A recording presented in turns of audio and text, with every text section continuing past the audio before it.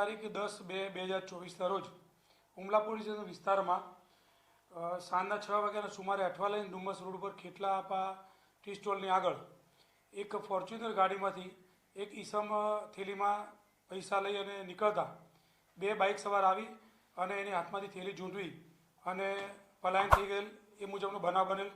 બનાવની જાણ થતાં ક્રાઇમ બ્રાન્ચના અધિકારીઓ ક્રાઇમ બ્રાન્ચની ટીમને જાણ થતાં બધી ટીમો કામે લાગી ગઈ.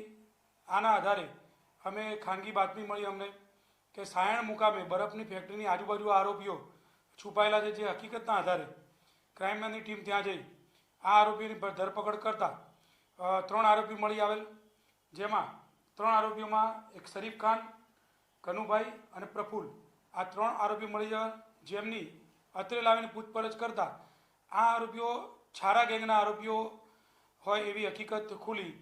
છારા ગેંગના આરોપીઓનું કામ મોબાઈલ સ્નેચિંગ, કોઈપણ આગળની પેઢીમાંથી નીકળતા ઈસમો પાસેથી થેલી ઝૂંટવી લેવાનું આ લોકોનું એમઓ કામ કરે છે.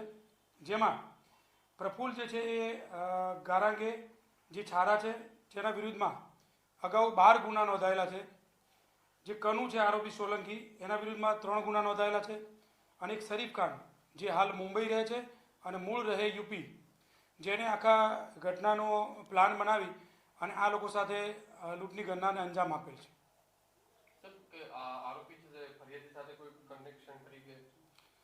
નહીં, આ આરોપીઓની એમ એવી છે કે જે પણ ભીડભાડવાળા વિસ્તાર હોય, જ્યાં આંગળીયા પેઢી હોય, ત્યાં આગળ એ લોકો રેકી કરતા હોય છે.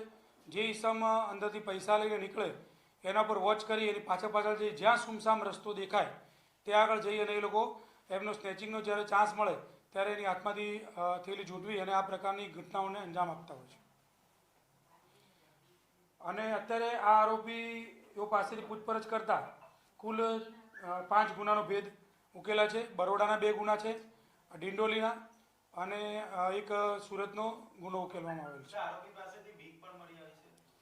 આરોપી પાસેથી કુલે મુદ્દામાલમાં 2 યુનિકોર્ન ગાડી, મંગળસૂત્ર, એક રોકડા રૂપિયા છે, 2 મોબાઈલ છે અને એક વીક મળી આવેલું છે, જે પહેરી અને એ લોકો ઘટનાને અંજામ આપતા હતા. કુલ 3,30,000 રૂપિયાનો મુદ્દામાલ મળી આવ્યો.